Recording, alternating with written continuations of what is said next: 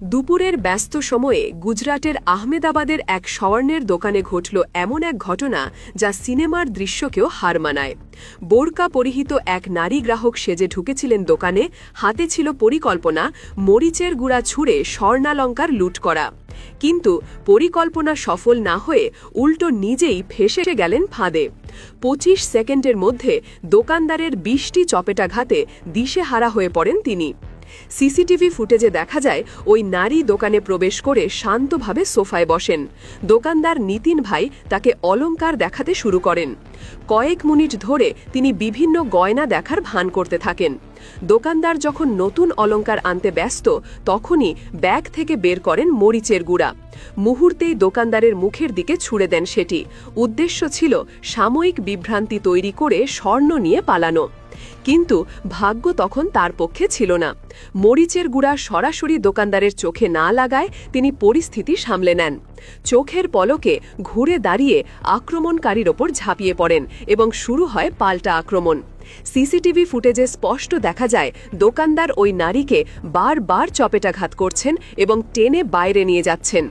আশপাশের ক্রেতারা হতবাক হয়ে তাকিয়ে থাকেন এই অপ্রত্যাশিত ঘটনার দিকে। মাত্র ২৫ সেকেন্ড স্থায়ী সেই ঘটনাটি এখন সামাজিক যোগাযোগ মাধ্যমে ভাইরাল। ভিডিওটি ছড়িয়ে পড়তেই তা পৌঁছে যায় পুলিশের নজরে। আহমেদাবাদ পুলিশ জানিয়েছে তারা ফুটেজের ভিত্তিতে স্বতঃপ্রণোদিতভাবে তদন্ত শুরু করেছে।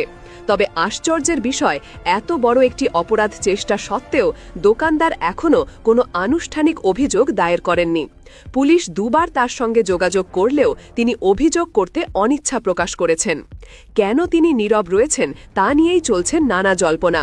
কেউ কেউ মনে করছেন হয়তো তিনি কোনো অপরাধ চক্রের ভয় পাচ্ছেন। আবার অনেকে বলছেন নারীটি হয়তো স্থানীয় কেউ, যাকে পুলিশে দিলে দোকানবারকে ঝামেলায় পড়তে হতে পারে।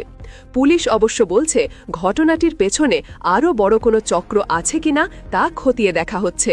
ওই নারী একা কাজ করছিলেন নাকি কারোর নির্দেশে তাও তদন্তাধীন।